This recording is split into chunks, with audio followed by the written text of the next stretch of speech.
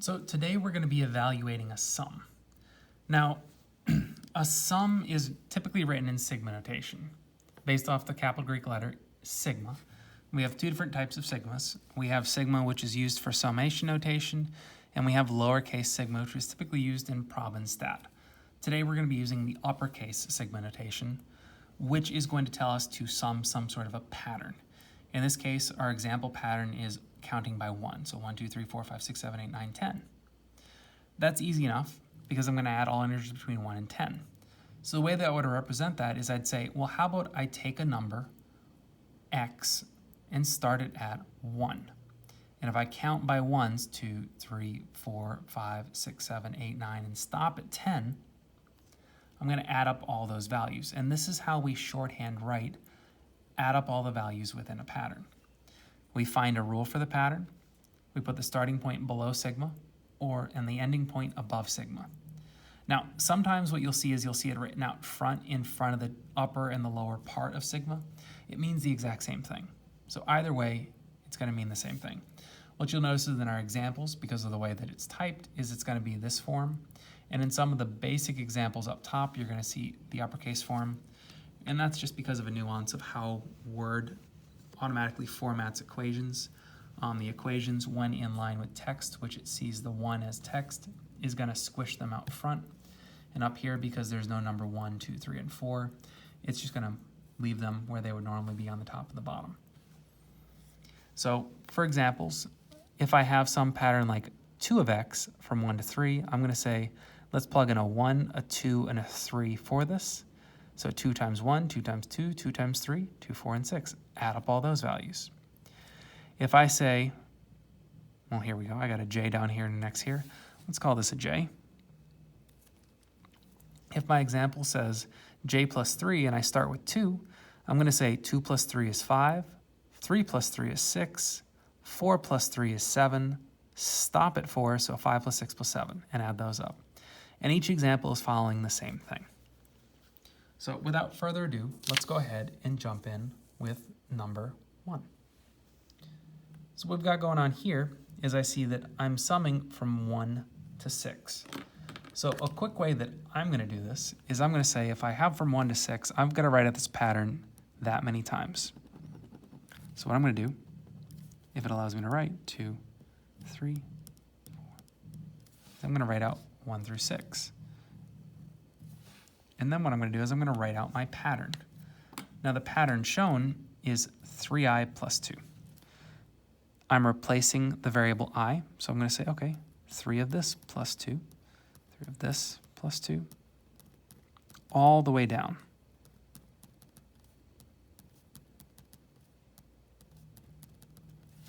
Perfect. And I'm going to plug in my values for each numbered term. For the first, the second, the third, the fourth, the fifth, and the sixth term. And let's see. I am going to add all those up, and we're going to write this down in black. It's going to be 3 plus 2, 6 plus 2, 9 plus 2, 12 plus 2, 15 plus 2, and 18 plus 2. We notice this is just a line where we're starting and we're increasing by 3 each time. So you don't need to do this like this every time. But then when we add all these up, let's see, that's going to give us 75. And there we go. So summation notation really isn't too terribly bad. A little tedious, but it's not bad. So if I try it with something like this, I'm going to start with 0 and go all the way up to 4. So I'm going to have to add 1, 2, 3, 4. I'm going to have to add that many terms. We don't always start at 1. Sometimes we do. This time we started at 0. So I'm going to write out my formula that many times. 1 over, and because I'm replacing the variable k, anytime I see a k in my formula, I'm going to replace it with that value.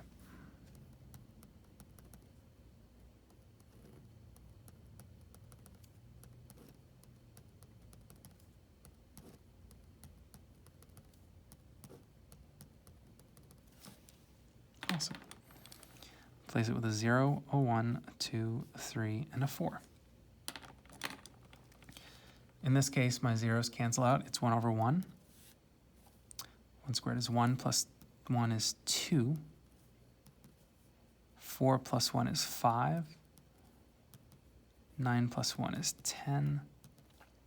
And 16 plus 1 is 17. We're going to add this up. And so now with this, if you punch this into a calculator and you spit out your answer, you're going to get 158 over 85. Boom. Again, not too terribly bad. So now that you've seen two pretty straightforward examples, why don't you go ahead and try number 5. Pause the video, unpause when you're done, and see how well you did. Okay, so let's take a look. I have j is from 1 to 4, so I'm going 1, 2, 3. I only have 4 of these that I need to add up. I'm going to write this out 1, 2, 3, 4 times. So plus 2 minus 1.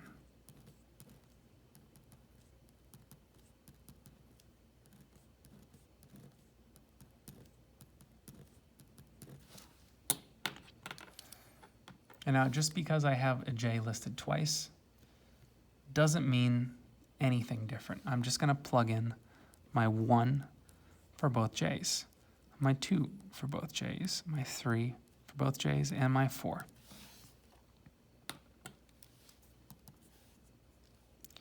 Zero, that cancels out.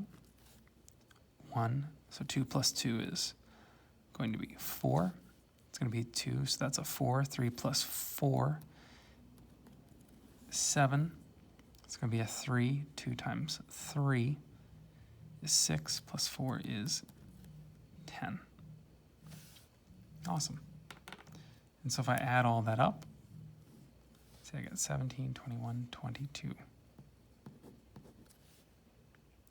You'll also notice in this one, some of you might have just done it straight like this, which is a very basic and straightforward approach. What some of you might have done is you might have tried to simplify what's in this, and that is also okay. This is equal to the summation from j equals 1 to 4. If I distribute that 2, I'll get j plus 2j minus 2. And if I simplify it even further, I'll get the summation from j equals 1 to 4 of 3j minus 2. We know is that our pattern would start at -2 back here, and it goes up by 3, up by 3, up by 3. Perfect. So either way, you get to the same answer. Now for the last one on this page, what we have is this is intentional. We're changing the value for I, but I have an I and an X in the equation. So I don't want you to pause real quick. Think about how you would solve this. Unpause it when you think you have a good idea and see how well you did. Okay, so now that you've had a shot, first off, what I know is I'm going from I is -1 to 4. So I have -1, 0, 1, 2, 3, and 4. I have several different values I'm plugging in. And I'm only plugging them in for I. I'm not plugging them in for X, which means that I'm going to say, okay, I have all these X's, and I'm going to plug in all these numbers for I. So -1, 0, 1, 2, 3, and 4. And I have to figure out what these equal. Well, this is just -x. This is nothing. 2x, 3x, and 4x. And so the straightforward approach is basically these top 3 all cancel out. -x, +x, 0. So I have 2 plus 3 is 5, 9x. Even though I didn't fill in a value for each variable, I still can produce a sum. That sum is in terms of x. So how'd you do on that? So that's going to be the ending of that section, which is going to bring us to the next section, which is using sigma notation to write each sum. So what we're looking at here is we're given the individual terms, what we would be adding together, and we need to come up with what was the sigma notation that caused this. So real quickly, we can notice that what changes in each one of these seems to be the number that 5 is being multiplied on the bottom. So what we know is the fact that our formula is going to have a 1 over 5 times some sort of changing number, in which case we're going to call x, because I notice my number is increasing by 1 each time. So there's our pattern. The next thing we're going to do is we're going to say, hey, sigma notation. We need to figure out where we started and where we stopped. Well, it looks like we started at 1. So if I call x 1, that's the first number I plugged in. Where did we stop? At 11. So I went all the way through those. And that's it.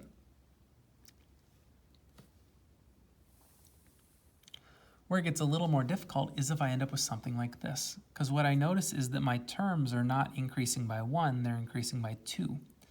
But sigma notation needs us to increase by 1, not by 2. So I'm going to figure out how to break this down so that I increase it in terms of 1. So easiest way to do that is we're going to check to see what are they all divisible by, or do we seem to be multiplying by the same thing? And what I notice is that it seems to be adding to, adding to, adding to every single time. So if I add 2 each time, why don't I break this down into something that looks like this? 2 times something, 2 times something, 2 times something, and 2 times something. In this case, they're all divisible by 2. So why don't I just go ahead and say, this looks like this is 2 times 1, 2, 3, and this is going to be 2 times 22. So what we notice is we just found our pattern. In this case, our pattern is going to be 2 times a number, and we're going to call that number x, just to be consistent with what we've done. And that will be sigma notation of this pattern. Next thing we need to figure out is where we started and where we stopped. Looks like we started with x was 1, and we ended with 22. There we go. So now what I want you to try is we've got a couple more on the way. Why don't you go ahead and pause the video, try number 13 and try number 15. Unpause it when you're done and see all you did.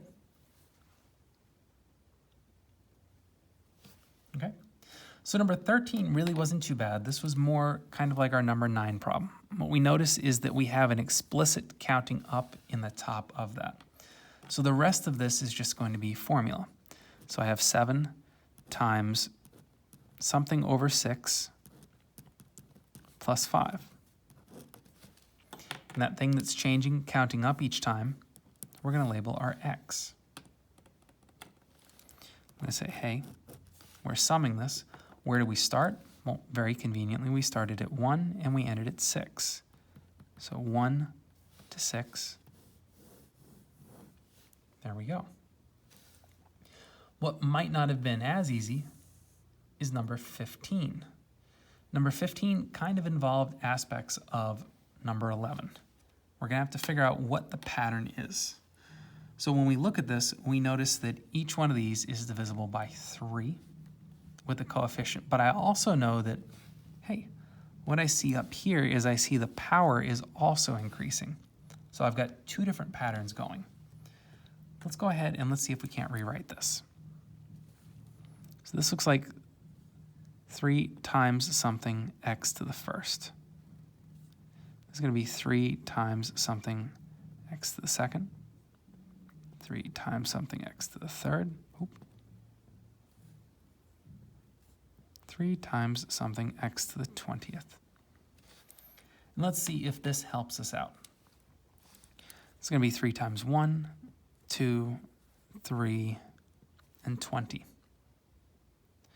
We also notice that not only do we see our pattern 1, 2, 3 going up by 1, we notice that it also matches with the power. So I'm going to have to plug in my variable twice. But our pattern is 3 times something times x to the power of something. Now I can't necessarily write x this time because I already have an x in the equation that's unchanging. So let's just go ahead and use one of the other variables. Let's use j. So plug in j. J is 1, 2, 3, 20. This is summation notation, which means I need to find a starting and stopping j. I'm going to start with 1 and stop with 20. J is 1 to 20. We notice that by plugging that in, it's not going to affect x. X is just part of the equation. Awesome. And so that brings us to the last and probably the most interesting example that we've had so far.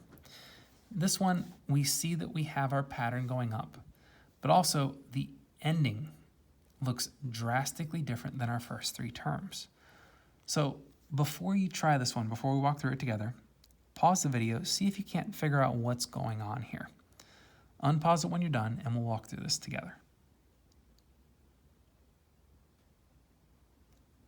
Okay, so now that you've had a shot to look at this, let's see if we can't break this down.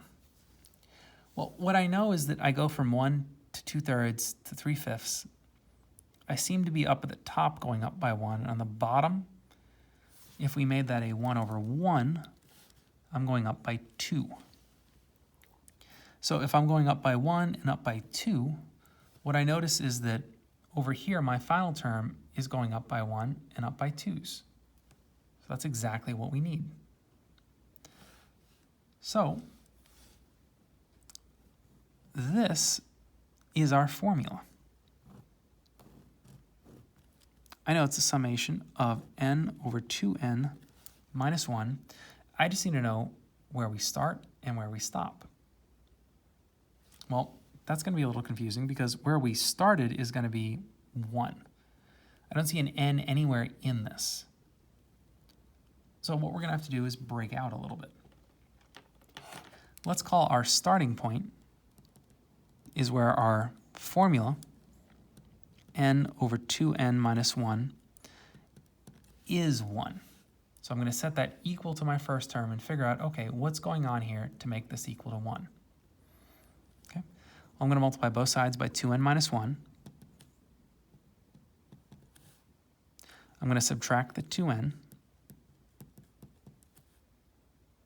And then I'm going to divide both sides by -1. Hey, I found my starting point. Given my formula, given my pattern here, I know that my starting point was at n equals 1. The confusing part that you might get stuck on is, well, where do I stop? What number did I plug in for n to get here? And, well, the answer is you didn't. I didn't plug anything for n because I see that n is still there.